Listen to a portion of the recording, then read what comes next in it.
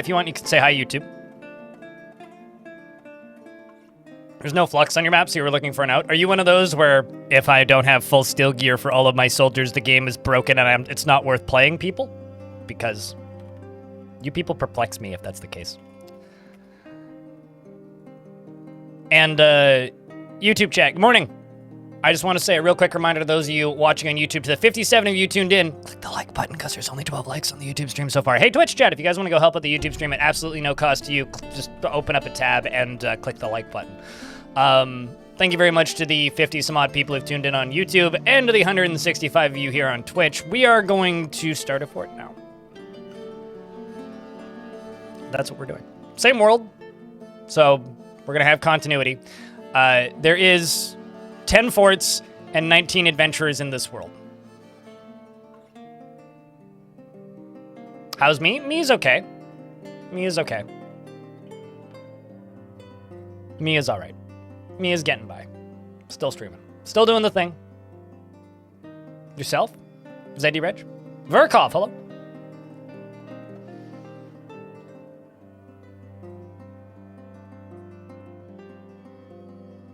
Do I get to boost viewership on both YouTube and Twitch at once if I have both tabs open? Yes, it does in fact boost viewership.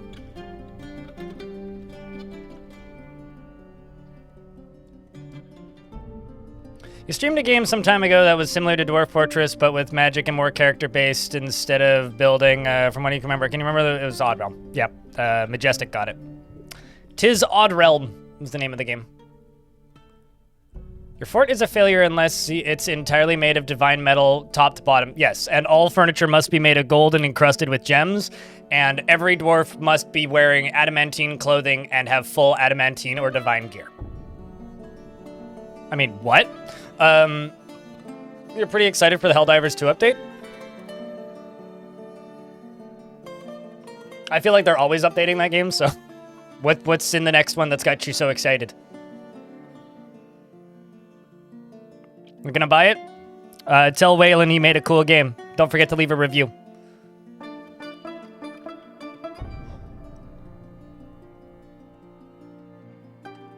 You're pretty fine. But yeah, blah, blah, blah. Something else I would like to mention before I do dive in. Sorry, my brain is short-circuiting because the blood sugar was a little bit low.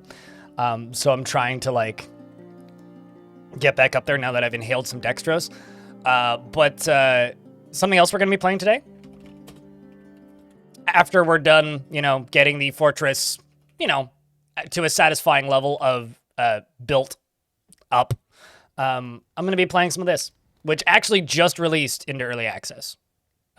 So it's 15 American dollars currently, roughly. This is Eye of the Commando. It is a game from Adventure Pro Games, who made a game called Dungeon Mans. YFCIS dead. I don't know how to say that. Yafik is dead? I don't know how to say that. But thank you very much for the Prime subscription. Too bad you're broke. It is what it is. But we're going to be playing some of this tonight, and after we've played, you know, a satisfactory amount of Dwarf Fort.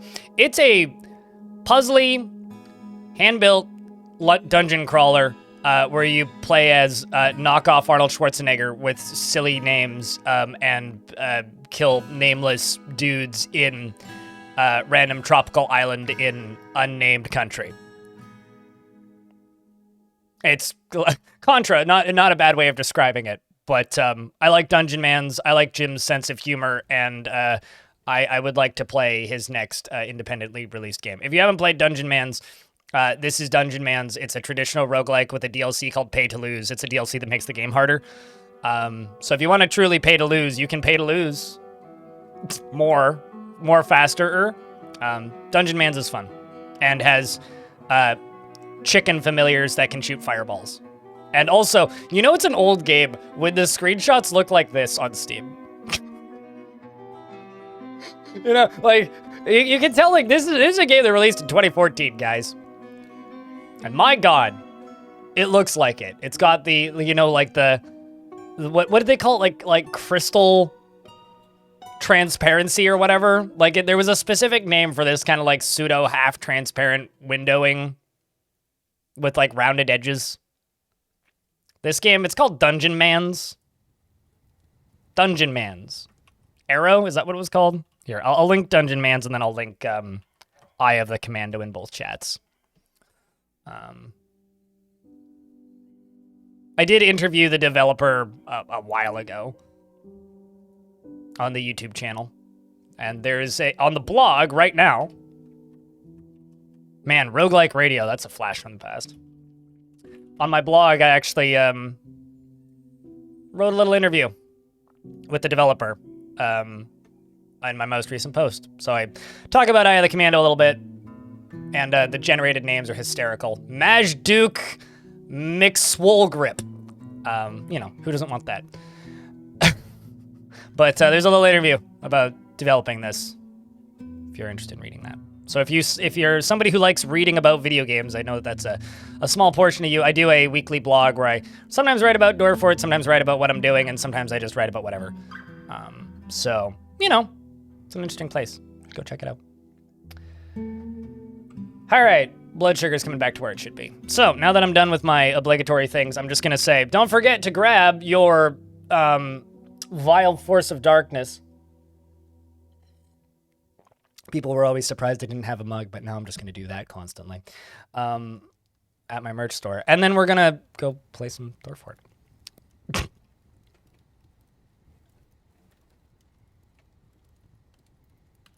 They finally balanced weapons based on what players were asking for from the very start. Power fantasy and all that. Okay. What, made weapons stronger? So they buffed stuff?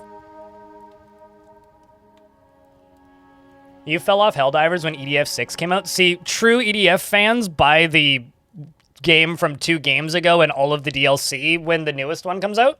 So I guess maybe it's finally time to buy EDF 4.1. Like me. No, that's not true. I do have EDF 4.1 and 5, but they sent them to me for free, so...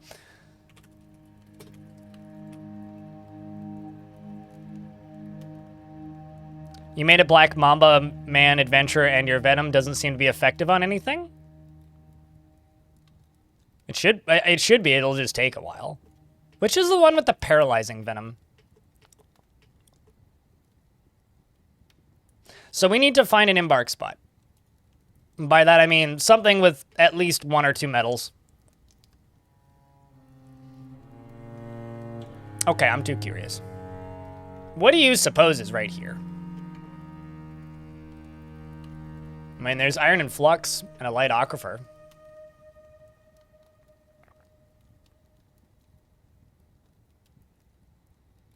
I want to know what's in that cave.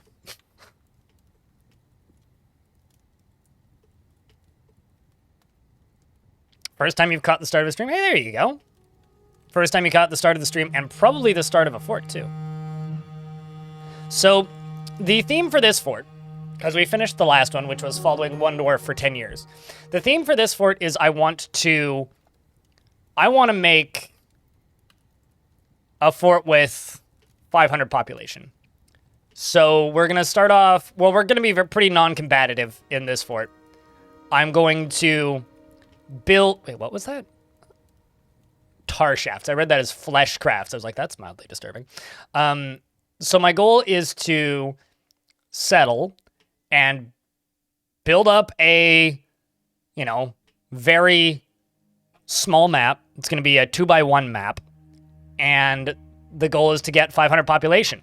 I'm going to try and have as automated defenses as possible. I've had 450 at 30 FPS before the last round of, what's it called? Before the most recent round of optimization, which gave me like a 40% boost in frame rate. So, yeah, it's possible. There's screenshots of people with like 600 running at like 30, 40 frames. I mean, we could settle somewhere with gnomes. That's why I was kind of looking at good mountains. That could be fun. Gnomes are not a mandatory thing by any stretch, but we could do gnomes. But what I really want to do is I want to focus on farming and try and do like everything possible in farming. As an example, I want to make flour. I want to make good mountain does equal gnomes. I want to make flour. I want to make paper. I want to write books. I want to copy books. I want to try and be non-combative so we don't just get horribly murdered. But the whole goal is to just population. you know, like big population. I think it would be fun to settle on a cave, though, because it'll make the early game really interesting. But I'm kind of looking for a cave that would be settleable in a small map with some sort of metal. It doesn't need to be flux and iron or anything fancy. I just need something. One option. Oh, this could be cool. Although this is all calm, though. What is this? It's temperate woodland. Kind of want thick vegetation if possible. So this is like a pretty good one, actually. But there's no metal here, which is the problem. It's just flux, which means I could import metal. This could also be doable. Contest play the esteemed Glen. Let's just do a test embark on this. I want to see... Oopsies. I want to see... what we get here. Because there is, like, stuff to make steel here.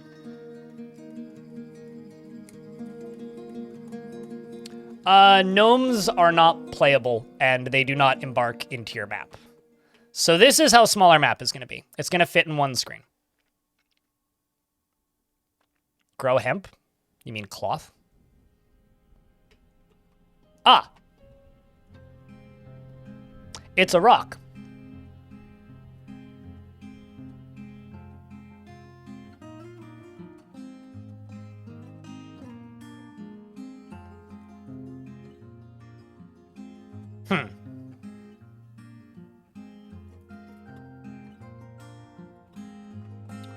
Well then.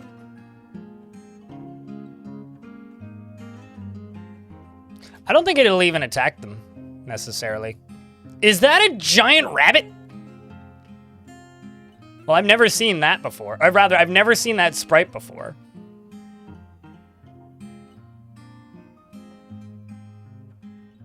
Gigabun.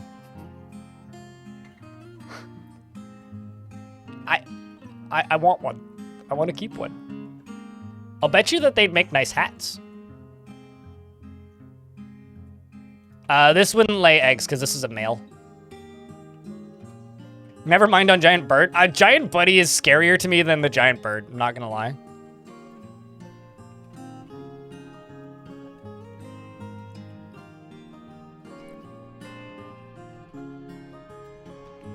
You know, I'm just gonna say this out loud. Bunny eggs, or bunny legs. Probably tasty. How's my day? It's only just started. How about yours? What's up, Whiskey Charlie? Between hares and rabbits? To Google, what's the difference between a hare and a rabbit? Hares are distinguished from rabbits by their larger size, longer ears, longer hind legs. So a hare is more like a... Well, okay, so here's the difference. I'll just show you this image. This is a pretty good image. Rabbit smaller. Hare more like kangaroo.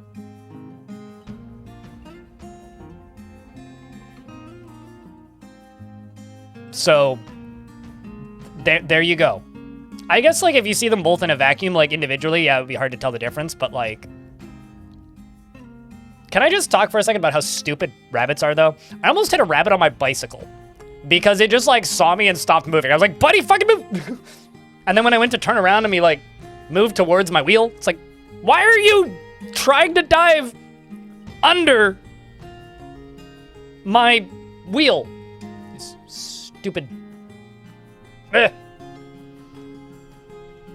Rabbit, bunny equal pet? I mean, most of them are just escaped/released pets. Is that a knife?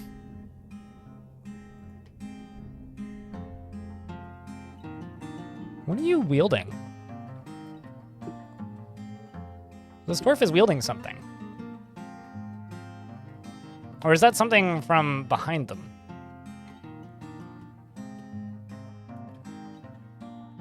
Let's just make an everything stockpile. I want to see this dwarf move. What is in your hand? Oh, I see what I'm seeing. It's the pickaxe behind you. I was like, what are you holding? It was just the angle. It looked like it was in her hand. All right. That's a pretty good spot. I think we could do this. I mean, how deep is it? Ooh, it goes down to layer 5. It's a bit shallow. Let's look at other spots, but that's a maybe. That is a maybe. What have you missed? Nothing really. I did one test Embark. And we discussed the difference between a hare and a rabbit. That's it. About the size of a polar bear.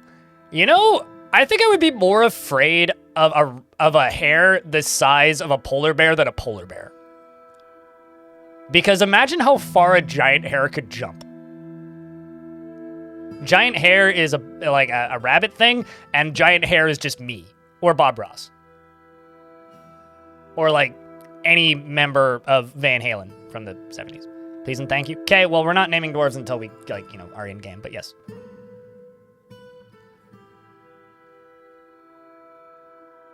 Giant goose will destroy the world? I don't think giant geese exist in Dwarf Fort. Well, hello, Sam R. Welcome to the live streams. Keep in mind, YouTube chat, if you're watching YouTube, the YouTube stream for the first time, 2 things. 1, like the stream. 2, I primarily read Twitch chat because it's generally the busier chat room. I do look at the YouTube chat. I just look at it about 20% of the time. So, giant swans, but not geese. Yeah, okay. Giant swan, really good like musical group too. Well, that's zinc. That's not super. That's not gonna go super far there. That could be fun. Very deep soil. I'm mostly just looking for layers and caves. Let's just flux. I think I already looked at that one. This isn't going to have much to grow because I want to do farming, right?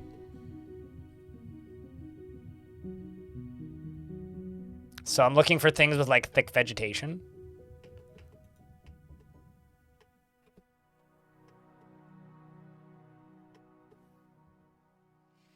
Like, these would all be fun, but, like, it's tundra, so vegetation would be scarce.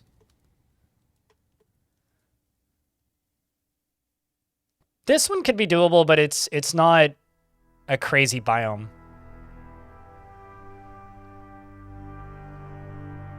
What's up, ATM?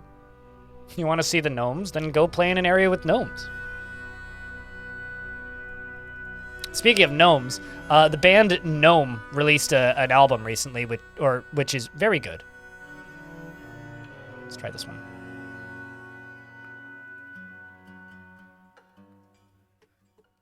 You know, I'm suddenly saying maybe we should do 2x1, or 2x2 rather, instead of like 2x1. What's in this layer? Ah, it's another one of these.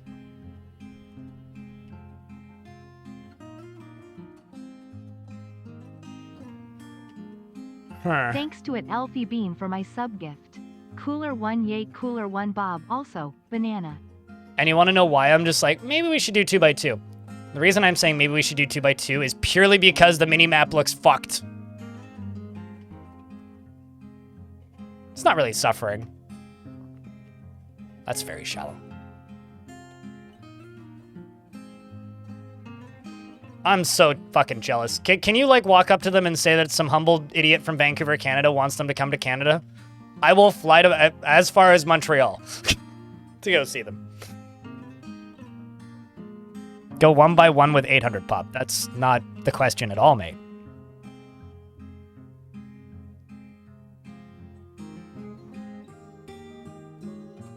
I would actually, honestly, to do 1x1 and 800 pop, I'd have to generate a new world. Because this map is not deep enough.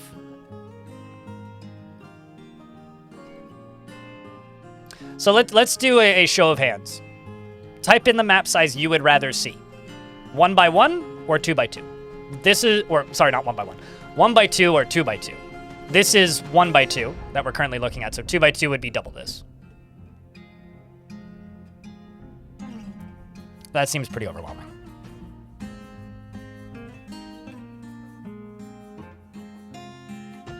Let's see what YouTube has to say. Okay, so we'll square we'll square it off. We'll square it off. I'm not gonna increase the population goal, mostly because it would take too long. Thanks, Giraffe. Appreciate your input. It doesn't need to be Canada, it just needs to be North America. Like, you can hit plenty of cities in the States. There's at least 2 Canadians buying all of their music on physical whenever they press it. So, me and my friend Kevin. We'll show up. We'll even bring gnome hats. We doing an any mini map, I see. Damn. Any mini map. Well, at least it's not an Audi mini map. I'll say it, Jack Rick. What's up? It's good to see you, mate. Why don't we just do 2001 Dwarves A Space Odyssey at that point? Well, actually, no, it'd be 2001 Dwarfs A Dwarf Odyssey. Although I feel like that should just start the year 2001. 2001 Dwarfs A Dwarf Odyssey.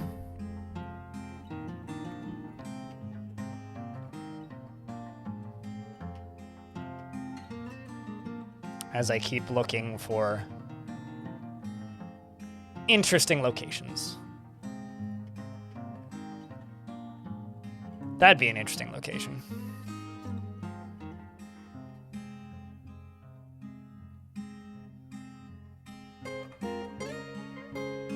This mountain has fingers growing on it, and it rains like blood and mucus. It's a lovely place. This could be a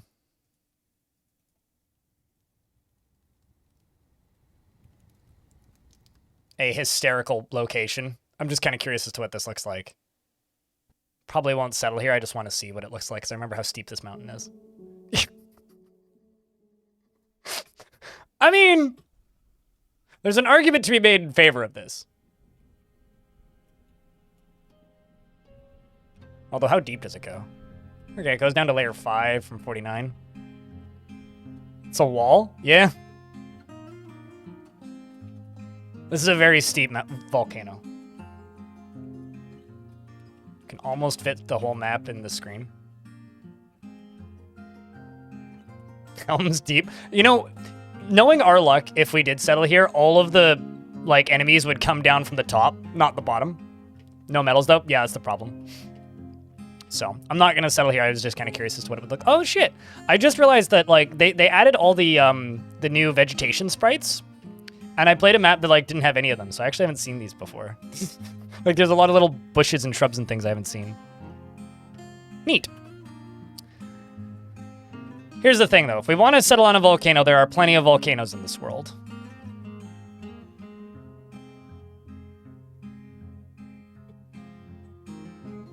It's not just the British who use that term.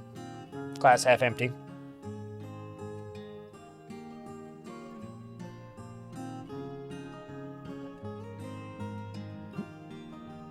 You're loving the quick tutorials, you're learning so much, it's giving you lots of things to try post early game. Well, cheers. Happy to help.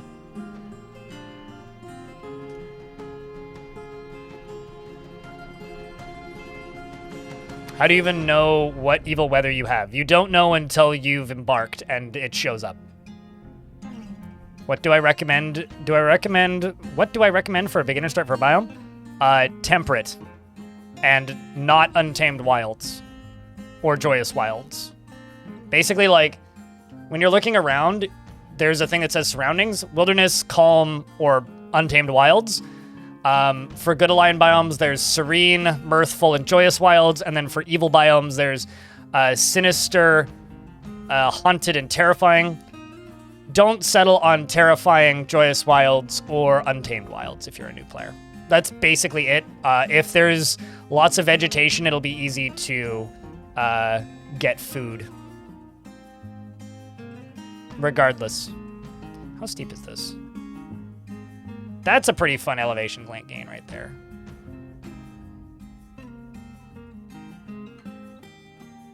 I'm also just checking something. Okay. Let's see what this looks like for an elevation gain.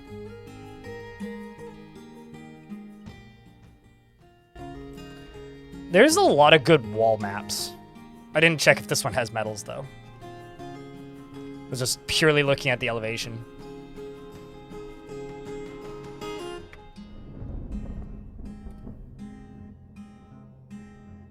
Hello's chattin' blind crypty.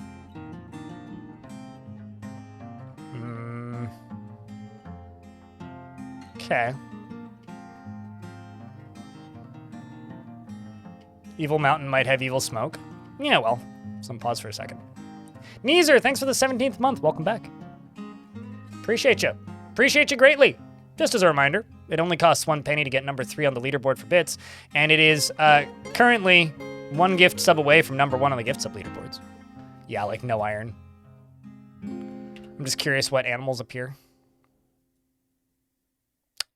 Peregrine falcon. Okay. That's a funny puddle, actually, now that I think about it. Look at this puddle on the side of the cliff.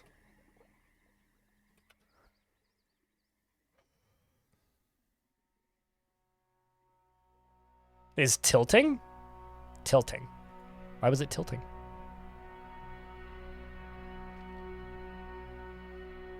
Lost a dwarf trade caravan, so you're trying to make a road with good ramps? Oh, I see what you mean. Yeah, that'll happen sometimes. They'll skip.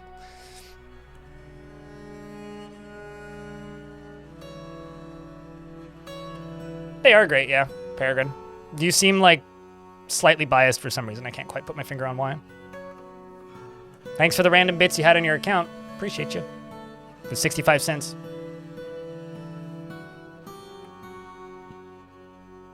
Why game lags a ton when a creature is caught on fire in a siege and blocks the pathway into your fort? Because creatures can't path through smoke.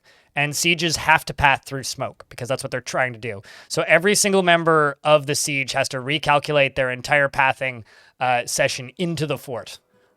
Instead of going through the smoke, which they can no longer do, they are forced to recalculate. That's why it slows down. Smoke is like the biggest cause of frame rate problem in game. Like, you literally explained your problem with the sentence. Yes, the smoke is what's causing it. Because they can't see or path through smoke.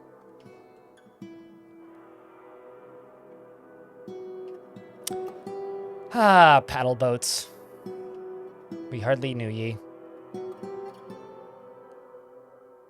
I could also try and settle somewhere where Cog could show up. This doesn't have an aquifer, though, so that could be a problem. Because I need an aquifer. This has an aquifer, but no metal.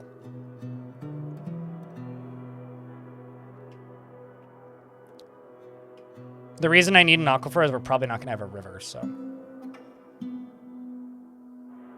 Whoa, gold, silver, and copper. It's haunted, though.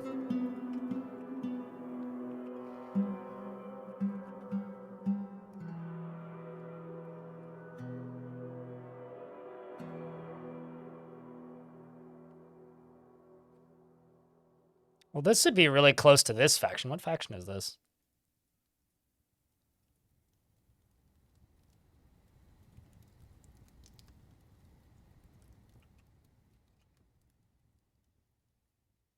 It's the work of Spray, isn't it?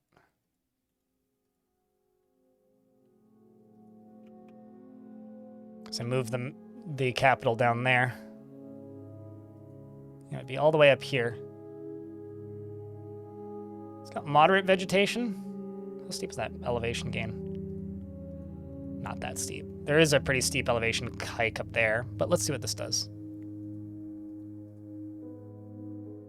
See what this looks like.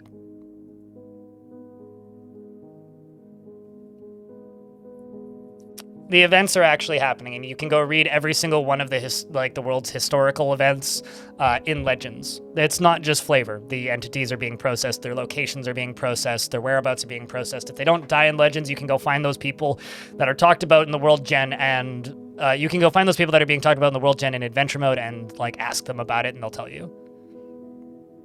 That's the reason that Adventure Mode is a little slow. What's the first game I remember playing?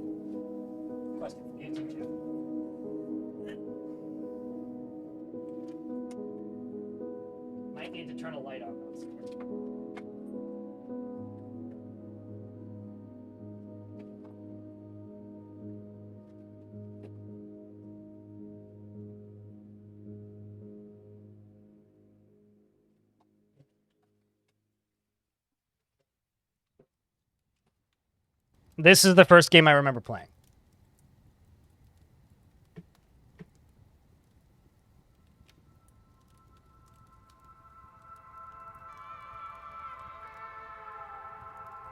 Generally, this thing's pretty good at... There you go.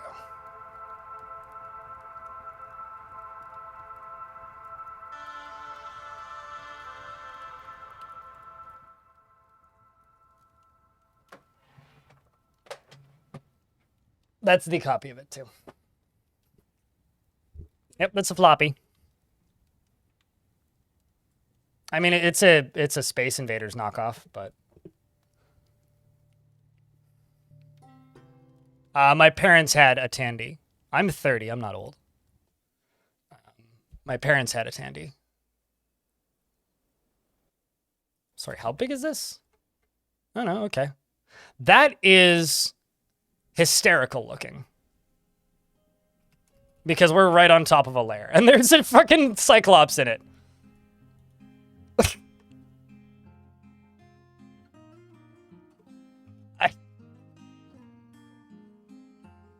Oh, hey, look. Hematite.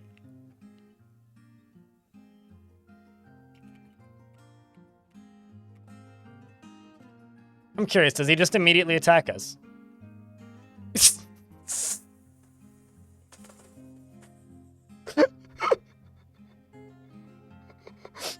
Oh, hey, they killed it. And nobody died.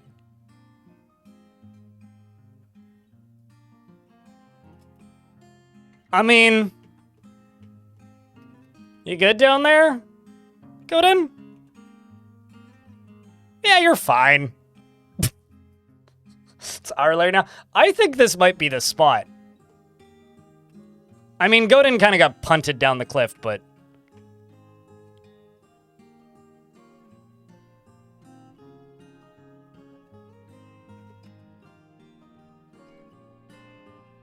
Giant Olms coming out. I mean, there's tons of metal. We can see hematite everywhere.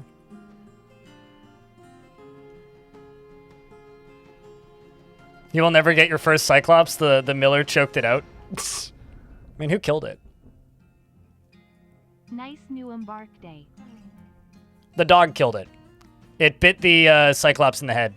There's also blood over here that I didn't put there. So I had no idea how that got over there.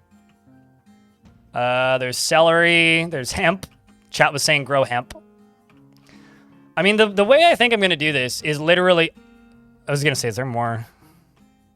No, there isn't. Okay, how deep is this map? It's probably like just 15, right? Okay, yeah, no, it goes down to layer 3. Because probably the way this is going to work is I'm going to cut out whole layers. Did it die? Yeah, no, the Cyclops is dead. Dogs killed it. It's right there. See? I mean, I'm going to have to restart, but... Also, it killed a large rat.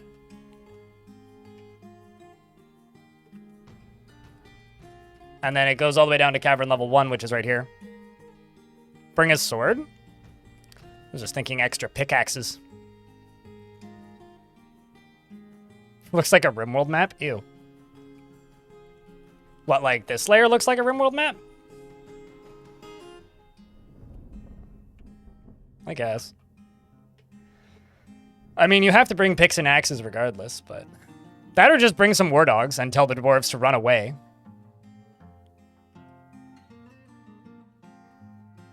Alright, well... Actually, hold on. Just let me remind myself where it was. Okay, so the fun thing about this location is... Where is it? This is Armcraft right here. So to anybody who watched The Last Fortress with Cog, we'd be playing as the same faction, so Cog could theoretically show up. And this is Armcraft, which is where Cog got his first kill and where Cog's wife was originally from. And then this is Witch Teeth, a place that I destroyed in adventure mode. So we'd be playing as the same faction as the last fort. I think that works. What do you think? All in favor? Type in the letter Y or N. Don't restart. It would be funnier that way. Nah, we're restarting.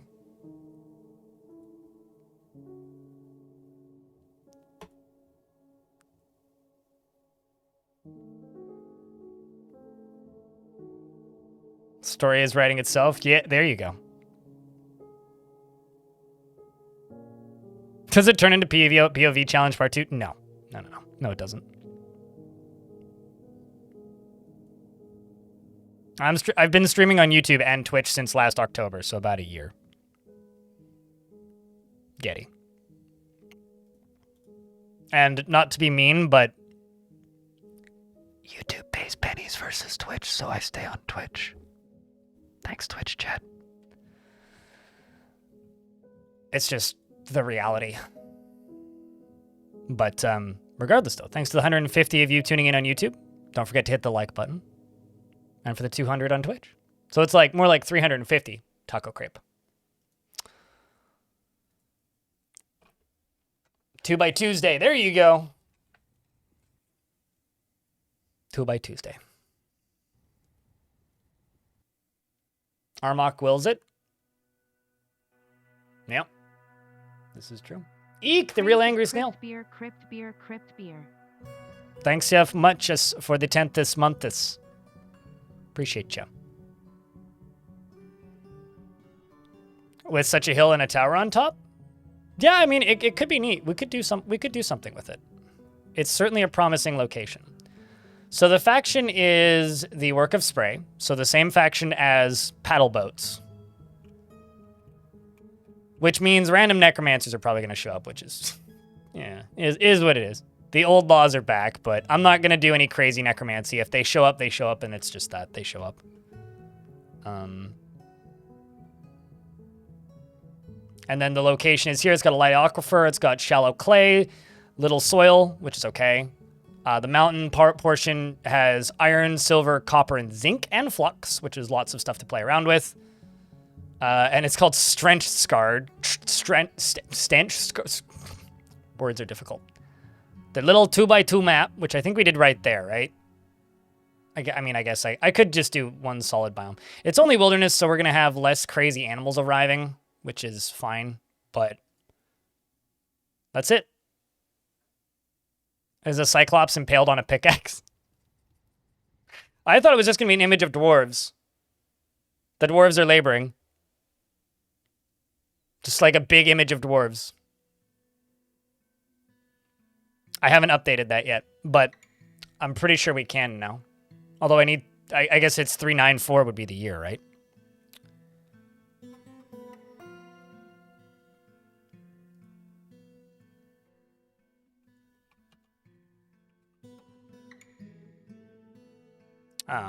Goal would be start year 2x2 map with the goal of 500 population. And then the other command I need to update is last fort, which is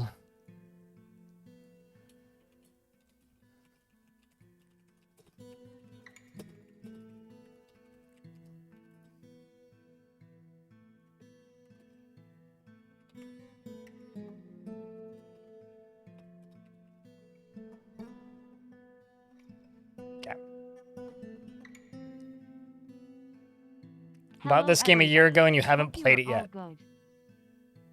You know, I do that with a lot of games on Steam. Buy it and then never play it. That command is updated now, Emperor Iron. Hangman, thank you very much for the 10th month. Welcome back. You know, just still waking up, but getting there. Clay could be good for the shallow map. If it runs out of space, you could get building materials. Valid point. I hadn't really thought about that, but yeah.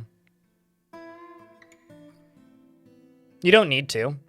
Laborat, the best advice I can give you with Dwarf Fort is don't fucking worry about it.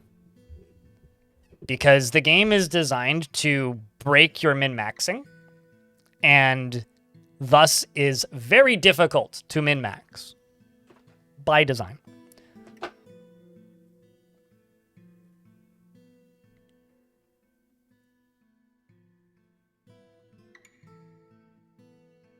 Hmm.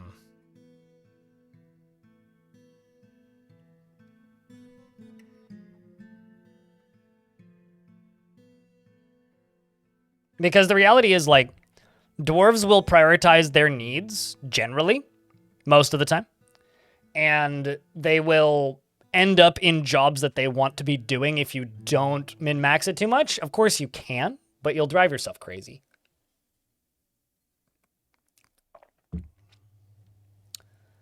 Some games do a shoddy job of achieving what they're designed to do. This is not one of them. I would say sometimes this game does a shoddy job achieving what it's designed to do. But currently it's in a pretty good state. And I think a lot of people come into this game expecting to play it like Factorio. I would say go into this game and play it like Mad Libs, the fantasy game. So pick a couple main characters that you like, min-max them if you want to, and let everybody else just be, I hate this term now, NPCs. You know, like, don't worry about everybody. Worry about a small group of dwarves that you care about, follow their stories, and then for everybody else, well, they're there. Mining, doing whatever, tantruming, causing problems, committing crimes, going to prison. You know. And maybe they'll become main characters if they do something notable, but...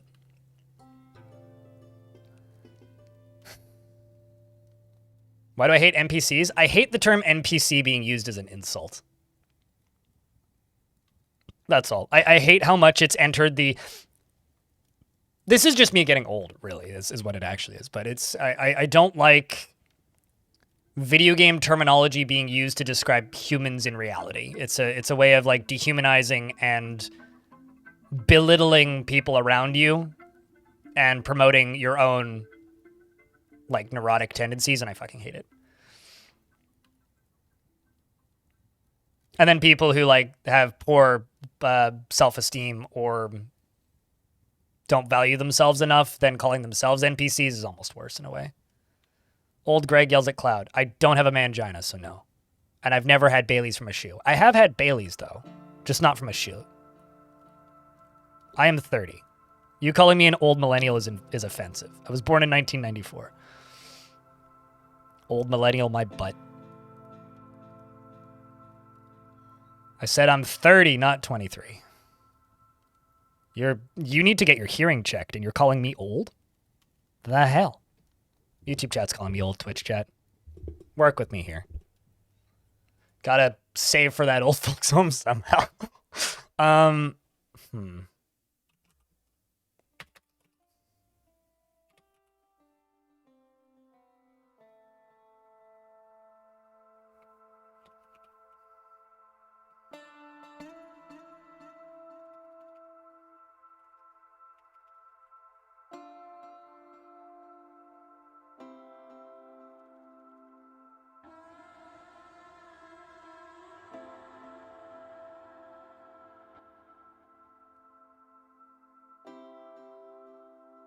As far as you're concerned, you're old. I'll ban you, Creed. I know where that button is. It's right next to your name. I'll do it. Don't test me. I'll ban you with arms wide open. God damn it.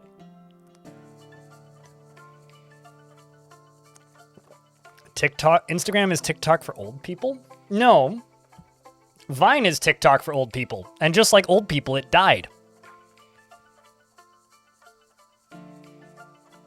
You just learned that a streamer that you watch in the mornings recently, who you thought was like 31 is 46?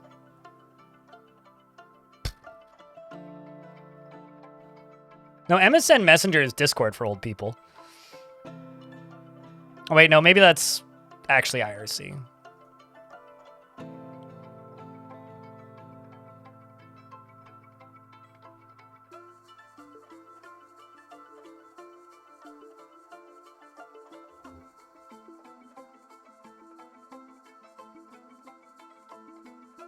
Your brother was totally bald at 22. I knew a kid who was almost completely bald, like half done balding, and had a full carpenter beard by the time he was 17. So...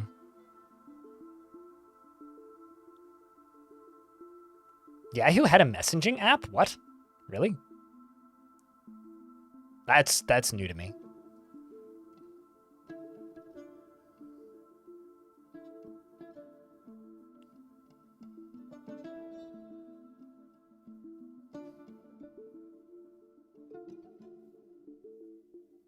Bald beard. Bald beard. I wanted to name it Tin Can, but can isn't a word.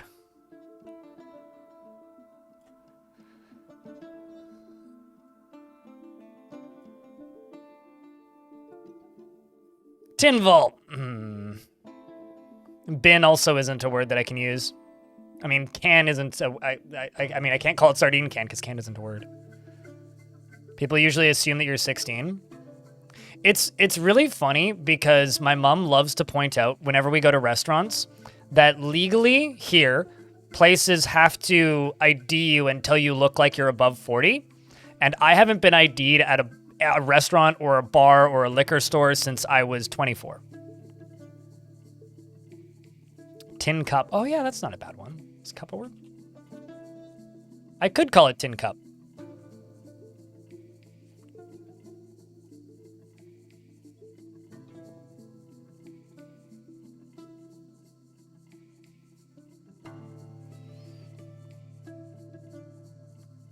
Where did you hear that, Kyle Murray? The difference between ramps and stairs are pretty simple. Demonoidics is ramps when they're going down, they accelerate. That's the first thing. So if they go down too many ramps simultaneously, they can trip and fall, which is hysterical. But wagons can't use stairs. And you can't shoot bolts upstairs. So ramps are... Generally, I end up using ramps for, like, entryways. Whereas I don't use ramps for, like, center stairwells. You can claim a dwarf if it's up. Like, go nuts. You keep. Someone else already claimed one.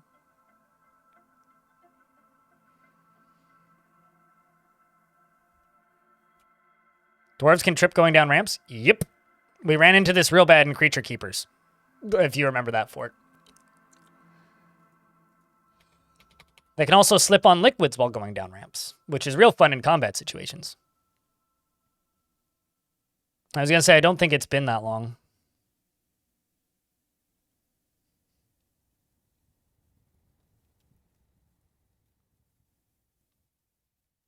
If we wanted to be unpronounceable, I could call it Tin Shin.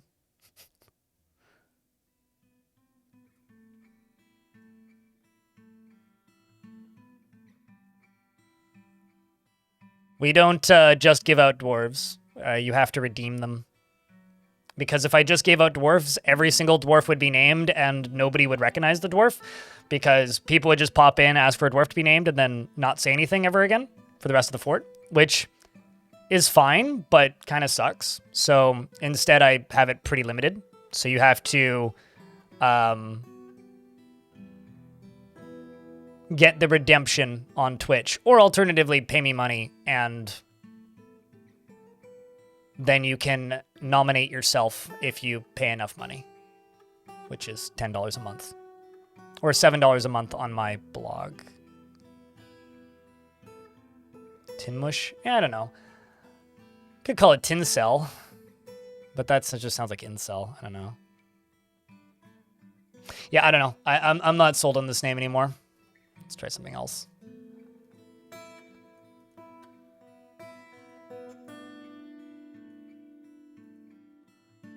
Faint Speaker, thanks for the prime.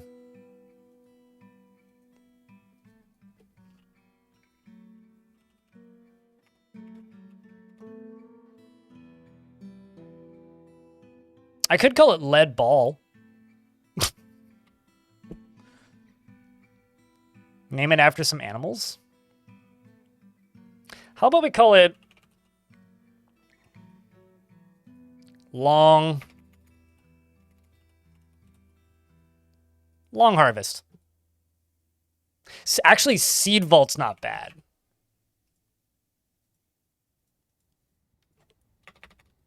Because that would work with the initial farming theme I want to do. Seedvault's like thumbs up there, Noel, man.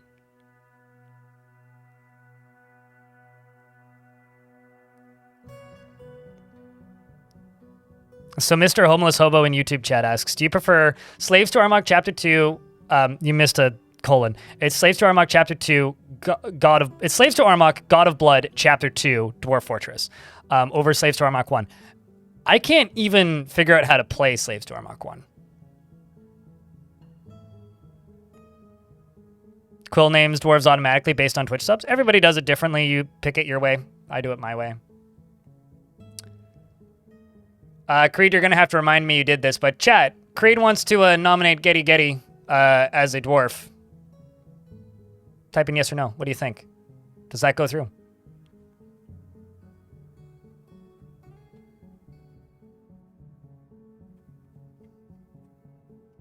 Just name him Getty.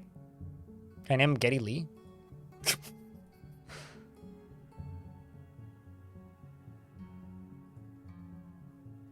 I wonder.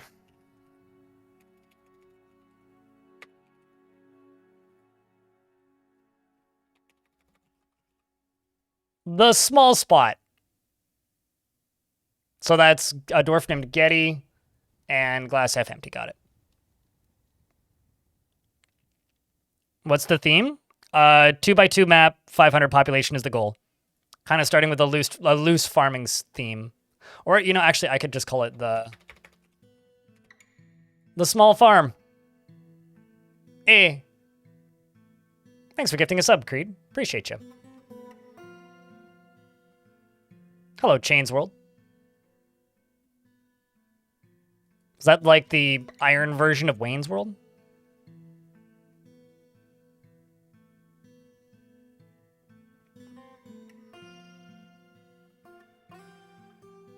I mean, the seed jump is pretty funny, but you are definitely correct. Hold on. Because there's multiple versions of Vault, isn't there? Vault. Whoops. I don't think there's a verb version.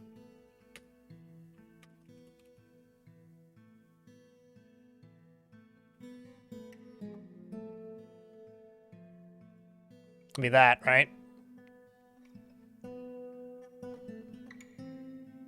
Leno Abul? Tiny farms. Tiny? I don't think tiny... Is tiny a word? Seed crafted? Eh. Doesn't roll off the world as... It doesn't roll off the tongue as well. I wonder if tiny is a word. Nope. Could call it the Satiny Farms.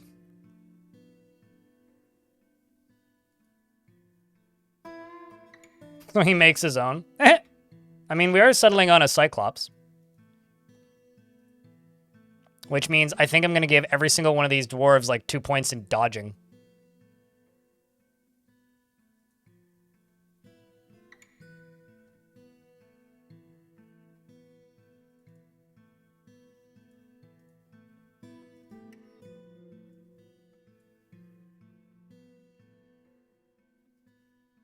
Just to, you know, minimize injury.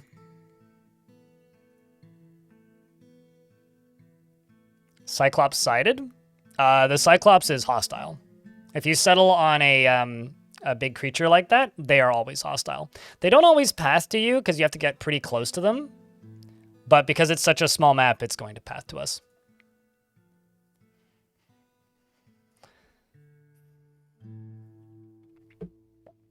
Let's just start off with maybe 3 adequate miners. And then we'll make the rest of them farmers. Well, maybe one, like, carpenter. Well, let's say 1 woodcutter. And then everybody else can be a planter.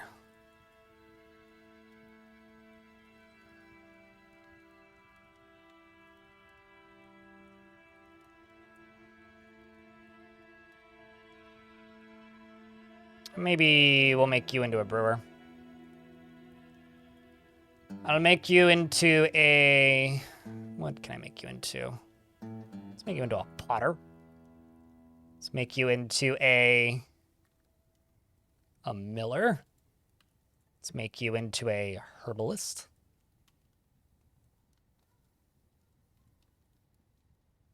And a cook. Maybe 1 point in clothing, because why not? Bookbinder, papermaker. Some points of cooking. Let's say some points of mechanics. And tanning. And lastly, I mean, engraver isn't what I would describe as needed, but I can make somebody an engraver. There we go. How are oceans in Dwarf Fortress crossed? There are no ships in Dwarf Fortress. They use caves because there's complex cave systems, so they take the caves underneath them. Huck Popper, thanks for gifting a tier 2 subscription. Appreciate you. Hot damn. What is a bookbinder job? You take quires and they bind them into books. So it requires a book binding and thread, and quires that have written portions on them or copied books on them are then bound into books, and it stops the quire from degrading. And they can be, it's basically like a more complicated, like, crafting setup, like, system, I guess.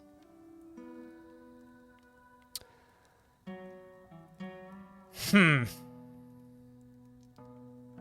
wonder, because I've never actually looked.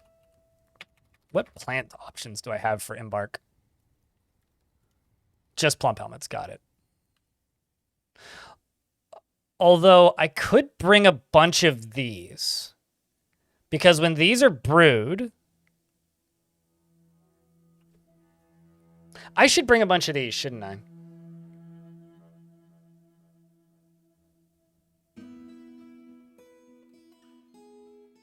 Go into your game settings, RubyZal, and turn down your population cap.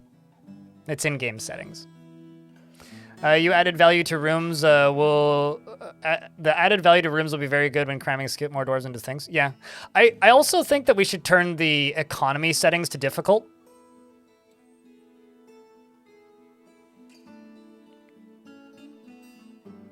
Is your chief export going to be hemp then? I mean, if our clothing is made out of hemp, clothing is usually my chief export, especially with a 500 pop. What do they do when brewing? What do you mean? You're going to have to elaborate on that a little bit. Okay, so let's just bring 3 of each of these. 3 capers. Let's just bring caper berries. Actually, I don't think I can brew those. I'm not going to bring capers. But I'll bring 3 strawberries. Quarry bushes are expensive. 3 quarry bushes. 3 bilberries, 3 squashes. 3 spinach leaves, 3 muskmelons. Although I don't think I'm going to get spinach seeds out of spinach leaves, but eh. Horned melons, garlic bulbs, garden cress, cucumbers, bitter melon, blood amaranth, and fuck it.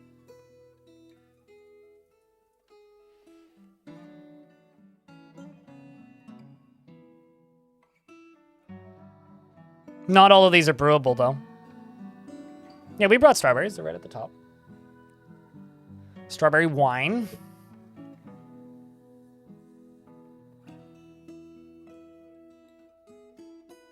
Sprinklers are going off at 11 o'clock. Hold on, let me check something.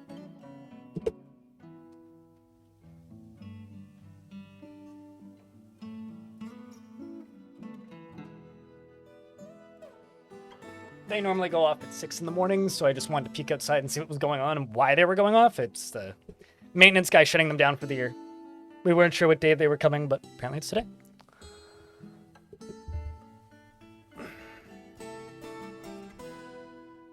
Dwarf Fortress is brutal when you think about it. Your friend told you a story about a dwarf child 3 years old who 1v1'd a Cyclops, punching him in the groin until he passed out due to pain. So the game doesn't have like a groin that you can target, but it does have lower body, which is the equivalent. And dragged him into a ditch and drowned him? Well, part of that probably isn't true. Yeah, but Geldables aren't targetable in Fortress mode or Adventure mode. It's just lower body. If you want to geld something, you have to hit them in the lower body. And you can only do a gelding blow once. Like, geldables are not a targetable portion of the body.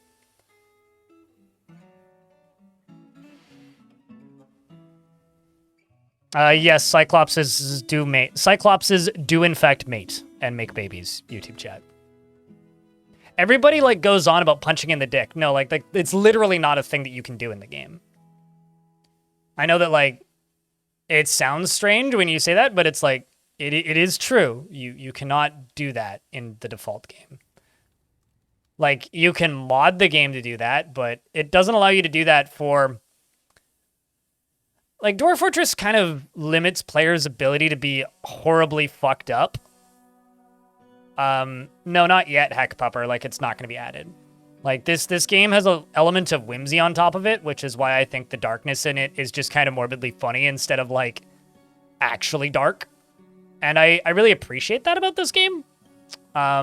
It's players who make it horribly dark and tell stories that aren't true, right? Like, yeah, no, absolutely. A child could kill a Cyclops by punching it in the gut. There is no mechanic allowing the child to then drag it into the water. What probably did happen was the child killed the Cyclops and then tried to haul it to a stockpile once it was already dead, and then tried to cross a river and then dropped it.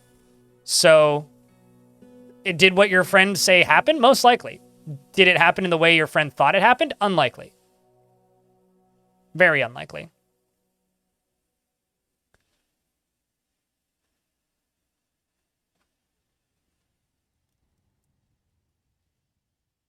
I mean, I've seen gelding blows, for sure, Rick. Absolutely, I've seen them.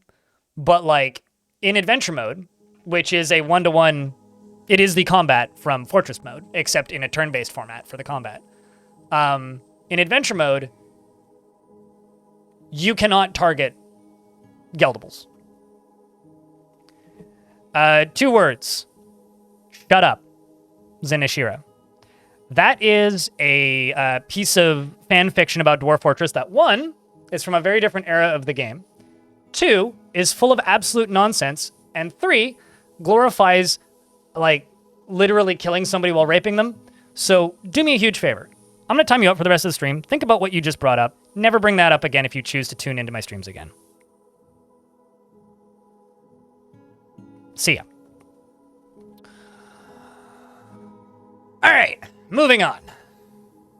It's getting a weird Twitch app bug where the things I were writing were not posting. Oh, no. That sucks. Bearded Dwarf? Okay. Well, that's, what, 3 now? It's Getty, Glass Half Empty, and Dominoc. Got it. I'm trying to just keep track of these.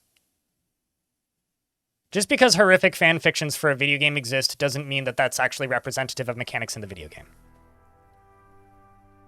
That's it. Like, yeah, there's awful fan fiction about this video game. Every time you hop in, he's whining? Man, that wasn't whining 10 seconds ago. And is me asking somebody to not be a horrible person whining? It's a strange definition of whining. I think I just have this thing called a resting bitch voice. People just think that I'm whining when I'm not. I'm just talking. It's like, how dare I speak? Also, why is my phone going off? What's happening?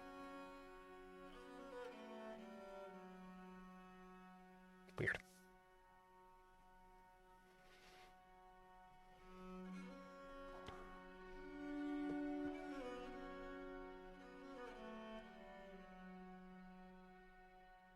Morbidly funny reminded you of the time that for like half of the dispatch mode, the god is the sixth sense of humor as blasphemous rumors has made complete sense to you. Gotcha. Gotcha. Squash only run? So you... a squash only run would have to be like what? You're only allowed to eat squash. You're only allowed to farm squash. Can you brew squash? I don't know if you can. I've never... It's like it doesn't bounce into my brain as something that's brewable. And the only way you could fight enemies is by squashing them with drawbridges, right? That would be a squash only run?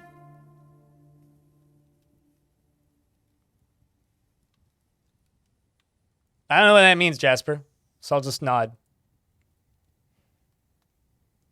Yes, and that was patched out of the game because of that, because of how disturbed and disgusted the developers were by it, Getty, right?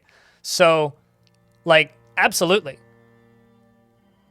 But here's the reality, right? There's many games in the past that I've stopped playing purely because I got tired of the way the fandom treated the game. One of the things that I value about Dwarf Fortress is the fandom around Dwarf Fortress has a pretty logical approach to the ethics within the game. And I think that that makes Dwarf Fortress a much more palatable, interesting game. That's just too much zucchini. What does it do? Just like massively increase the like brew rate of zucchini, or the not brew rate. I saw the word brew in my chat. Like growth rate of zucchini. I should bring 200 bunnies. I should bring 200 bunnies. I should bring 200 bunnies. What if I didn't? Yeah. What if I didn't? I was thinking about bringing sheep though.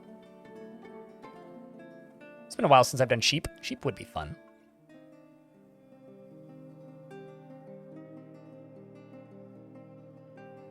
You certainly saw a squash wine before? I'm pretty sure I've had an acorn squash pie beer. Like a squash pie beer.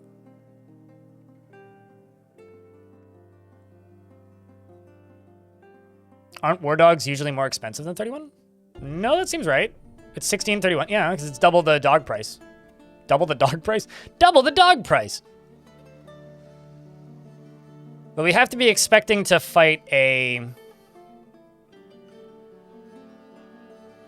Cyclops, like, immediately, so... As many cats as possible? I have a question. We're already doing a massive population for it. Are you trying to just make my game run badly? Like, is that what you want to see? Like, do you want this to take 10 years? Because, like, we could do that, but... Like, no. You suggest goats because you're biased? Oh, got it. 2 FPS gaming? It wouldn't run at 2 FPS. I mean, I can bring cats, but I'm not going to have as many cats as possible. I absolutely geld them. Can you get snails as pets?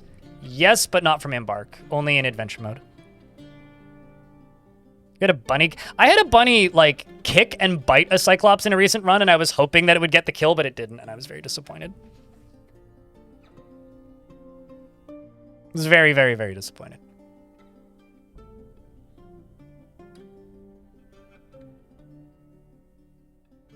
Evil dog monopolist be like, that's just purebred dogs, isn't it? I mean, I could bring elephants, but I don't have enough points right now to bring 2 elephants.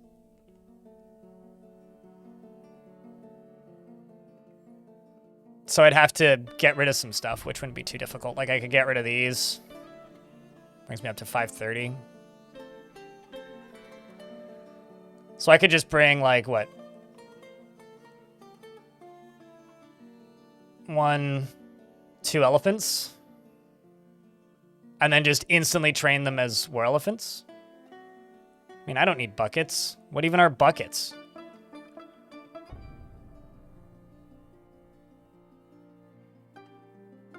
Or quivers, for that matter. It really weirds me out that, like, quivers are a default Embark item, but bolts and crossbows aren't. It's so strange to me.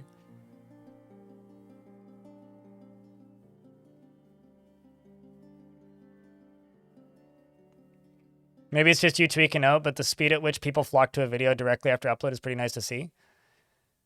I'll say this. It's more work uploading 1 video or 2 to 3 videos a month than it is uploading a video every day. So it's more work. I'm more consistently burnt out and I'm more consistently tired. So I need to figure out a way to make this upload schedule more sustainable, because right now it's not very, but...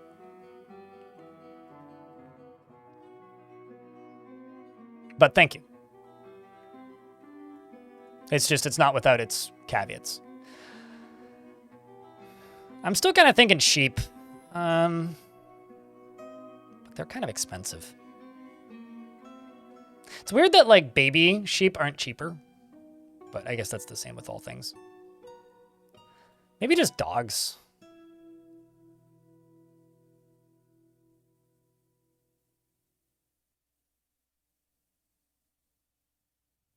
I mean, I can nuke out more items from in here and not bring as much. Actually, hold on. Let me just shrink down the number of axes by 1 and increase the pickaxes. Donkeys don't really have any use, though. Just lower down the number of splints and crutches.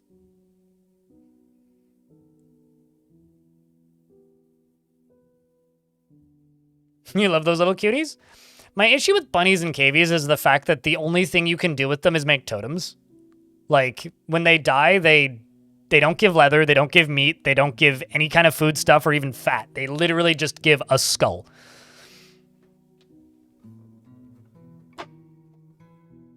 The bags are for all the seeds. I don't actually think the bags are ludicrous. I mean, I could swap the bags out for cloth or thread even. But bags are not that much cheaper than threads, so. I stated already once a minute ago when Andre the regular guy said donkeys don't do anything of benefit. They're just purely a meat crop. If I'm going to bring livestock that aren't for combat, I would like to bring something that can give me something. Like, horses currently don't have any real use outside of adventure mode. Read something about salt mining cave elephants in Africa the other day, and I had a good laugh. Actual animals mining instant thought about Dwarf Fortress. Wait, what? Can you give me a 2-sentence TLDR? Why elephants? Sorry you were peeing. Because I can't buy them from this faction, and having an elephant horde is fun. Alpacas are a good middle ground, yeah. So are pigs, because you get leather and milk from them. Same with llamas. Llamas are also good. But I don't have enough for 2. You can milk goats, right? I know you can't in real life. Can you milk goats in Dwarf Fort? Yes? Okay. Can you post a link? Sure. Fragile population of the fascinating cave elephants exist on Mount Iligan in West Kenya. These elephants are the only elephants in the world known to go deep into caves and mine salt. Please send that article directly to Tarn Adams and complain about the fact that those are not a feature in the video game. What the fuck? Yeah, you do get yarn from sheep. I know you. I don't think you can like make clothing out of goats outside of leather.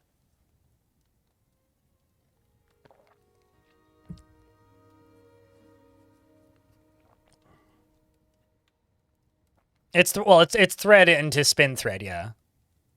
Can you automate spinning thread without the game's frame rate tanking down to null? Because I've always found that it just kind of tanks the frame rate down to null. I think I'm going to bring 2 sheep and a singular war dog, or dog. Not war dog, because I don't have enough points, but that leaves me with enough points for a singular dog.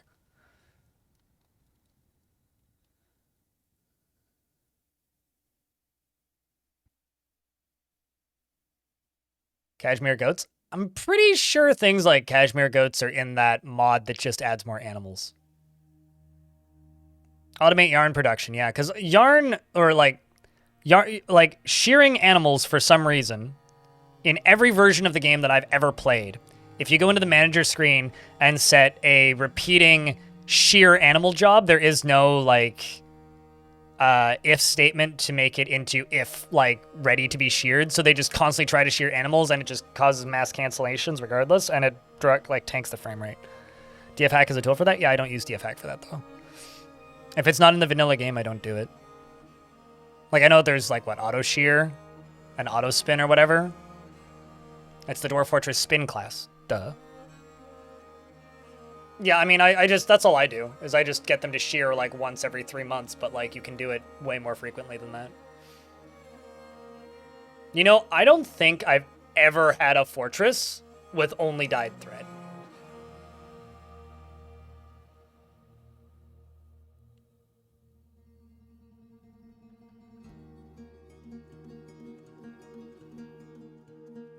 Like, period.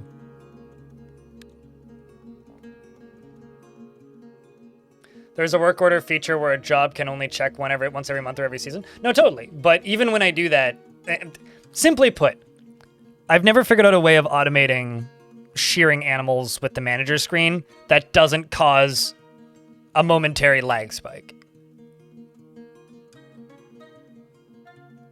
Here's the thing. I have a reason for why I don't like auto shear, auto butcher, and auto milk. One, it tends to just overflow my stockpiles. That's the first problem I have with it. The second problem I have with it is I feel like I'm not playing the game as much because I'm not checking my animal populations. Like, I like to feel like I'm playing the game. I don't want to feel like the game's playing itself. If I wanted a game that played itself, I'd go play Cookie Clicker. And I think that if you turn a lot of the DF hack assists on, you're basically just you're constructing a fort, and that's it. And if you want to play the game that way, totally, that's fine. I don't really like playing the game that way. For each number of shearable animals, and it's annoying. Huh. Okay. Interesting. Same with milk automation. Yeah, no, exactly. Well, yeah, well, anyway. Auto milking eats buckets? Yeah, I didn't even think about that, but yeah. Because you need the right number of buckets that are empty to milk. Unless you're just making it into cheese as quickly as you're milking, but...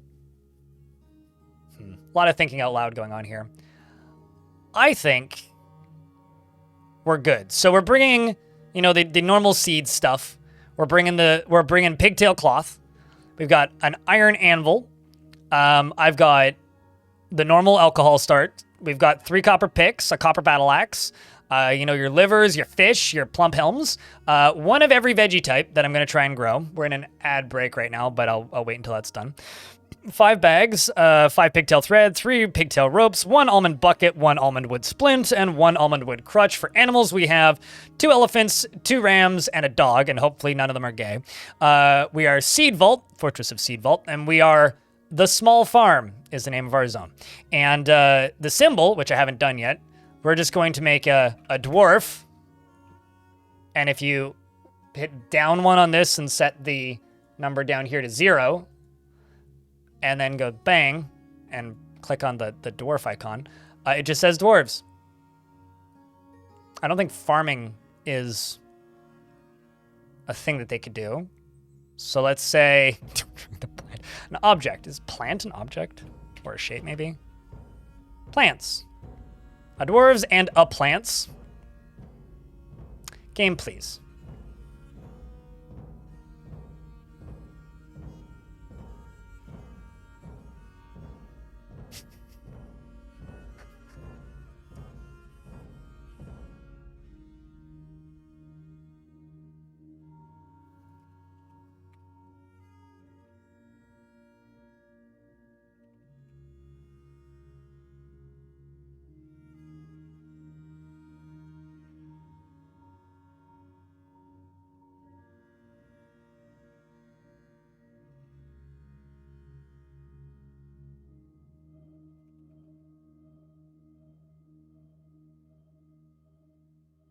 How's that?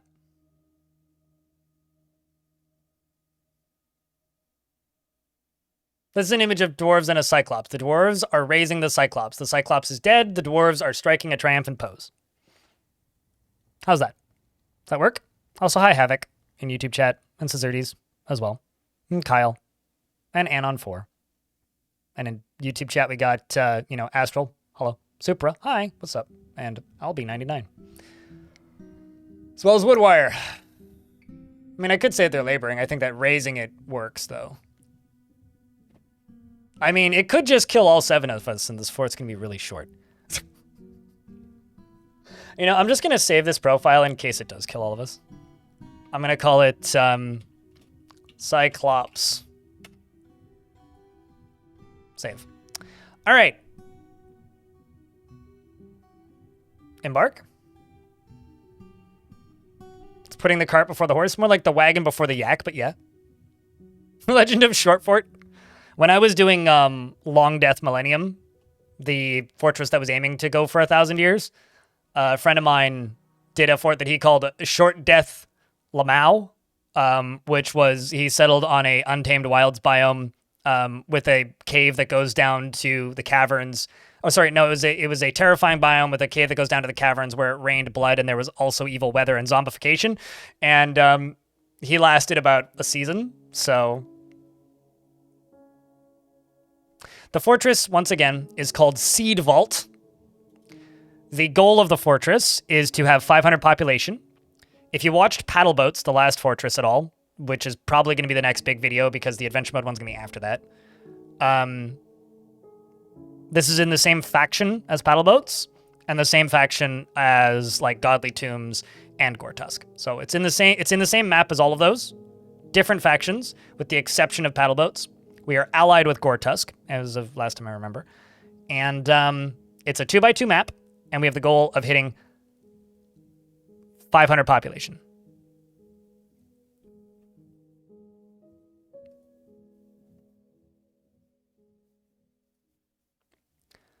You have arrived after a journey from the mountain homes into the forbidding wilderness beyond. Your harsh trek has finally ended, and your party of 7 is to make an outpost for the glory of all Dusim Basin. There's almost no supplies left, but with stout labor comes sustenance. Whether by bolt, plow, or hook, provide for your dwarves. You are expecting a supply caravan just before the winter entombs you. But it is spring now. Enough time to delve secure lodgings. Ere the dingoes get hungry, a new chapter of dwarven history begins here at this place. Seedvault. Strike the earth. 'Tis the year 394. And Bone Dolphin is right. I'm going to pause. I'm going to save and continue playing.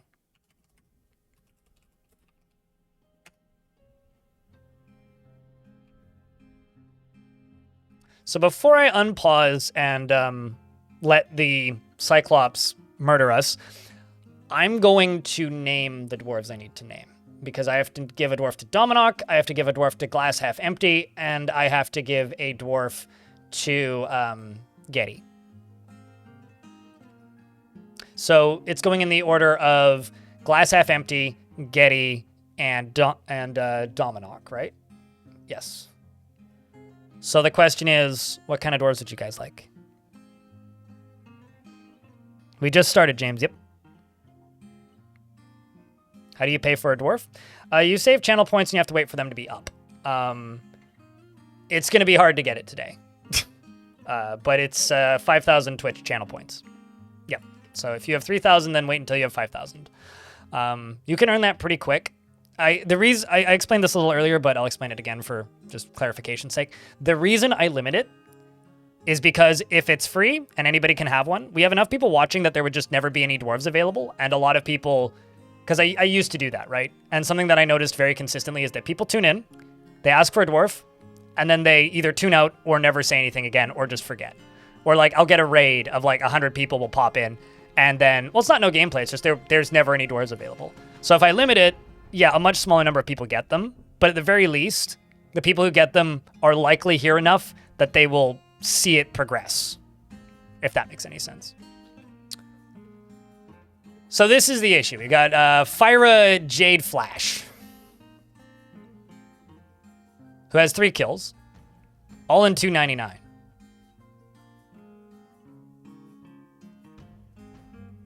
And is only a dabbling weapon user. But we have this lovely little cave here. This lovely little cave goes down, down, down to here. If I open up the map and center on our fort, this is where we are. We are living right next to Armcraft. This is where Cog grew up. So there's that. This is a place I destroyed with one of my adventurer parties, which was good fun. We're allied with a bunch of local elves, and of course, the people that we were at war with in the previous fort, we're still at war with. Meanwhile, this is Paddle Boats, which apparently is up to, a population of 500. What are they wielding? Oh, nothing. I tabbed through it real quick. It's got no items or anything, which is a bit of a shame, but. Take a bearded dwarf when the others have picked. Got it.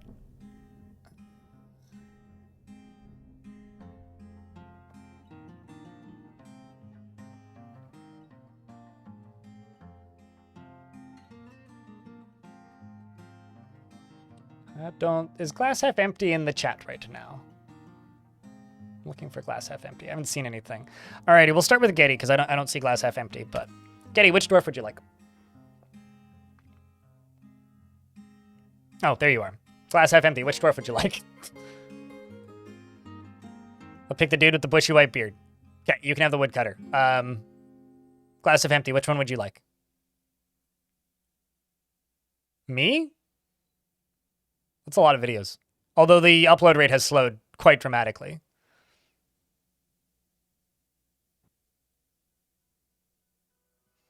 It looks undisturbed. What I mean, Angel Grade, he killed 3 goblins like almost 100 years ago. Zen? Zon. Ah. Okay, we'll start off with glass.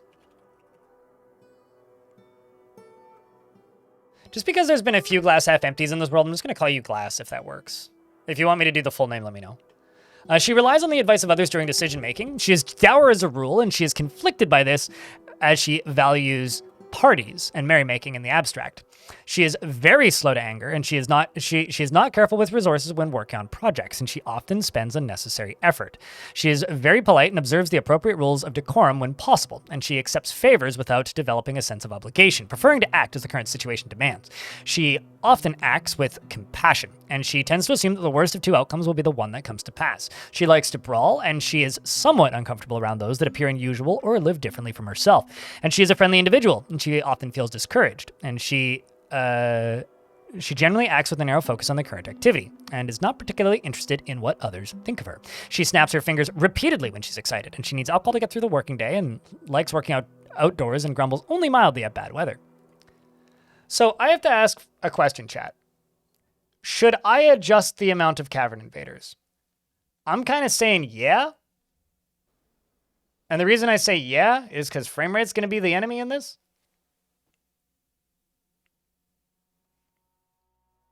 She personally values family and doesn't tend to think one way or another about leisure time and dreams of crafting a masterwork someday. She likes satin spar and pig iron and emerald and giant olm leather. Hello, hello.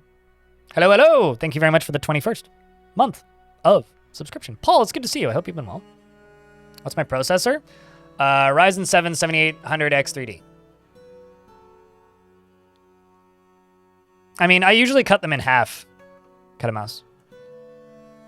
But because it's only a 2x2 map, it would be like a maximum of 100 per layer. Instead of what, like 300 would be the default? Which isn't too bad, but it's still a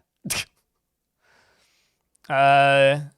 She likes pig iron, emerald, and giant barn owl leather, opal bone, and cotton fabric, and menacing spikes and goats for their eating habits, and cockatiels for their crests. In the words of the umber sparkles and the sound of the adorable satin, and when possible, prefers to consume plum helmets and beetroot wine and pearl mullet flour, and absolutely hates bats. She is short, and she has an upturned nose. She's a member of the Lined Coven. She's the expedition leader of the small farm, which is a little ironic. And Saigon over here is now named Getty. I like your last name. Boat Obey. It's more like a lonely like gravel pile, but if you want to call this a mountain, sure.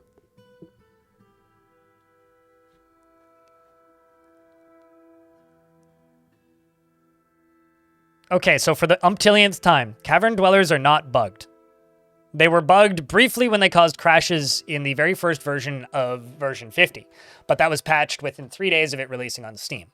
Their default populations are just ridiculous and can be very easily nerfed in the difficulty settings. Are they bugged? No, they never were. Really. Because certain types of animal people would cause incomplete entities to spawn, which would crash the game.